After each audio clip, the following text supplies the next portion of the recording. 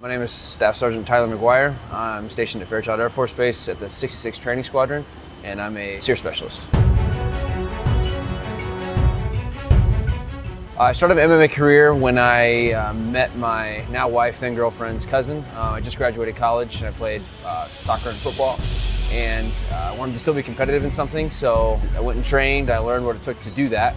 Trained for 3 months. I won my first fight in a minute of action, so I did it again. I won another fight in a minute, so then it just kind of kept going, and then next thing I know, here I am fighting for a world title. My daily fitness routine, it's pretty rigorous when I'm getting ready for a fight.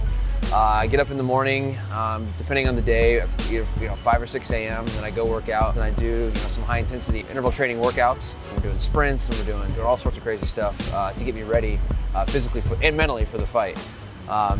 And then in the evenings, I get to come home for a couple hours and be a husband and father, but then I go and train again at 7 o'clock at night, and I put in 2.5 hours a night, sparring, grappling, doing whatever it is that my coach wants to do that night. Because he's got the game plan for the fight, so my job is just to execute.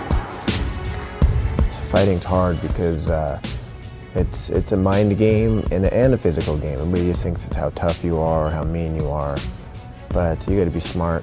You got to have a strong mind, and he has all that. Being a fighter and being an airman have more in common than people think. One of the things that gets you through the pipeline and getting to certify and become a SEER specialist is just mental toughness. Getting deployed, being away from your family, coming into work every day knowing you're part of the world's greatest Air Force, and you have to keep up that standard because you're always on duty. You're on duty 24/7. You're always representing the Air Force. So I would say that mental toughness has benefited one, but then it's also just a direct result of the other. So I think they go hand in hand. The motivation to keep pushing, that really comes from not wanting to let others down. At this point, I'm about 9 years into my MMA career. 11 professional fights, 6 amateur fights. This is a lot of time away from your family. And at this point, it's like I put this much time into it, and I'm going to see it through.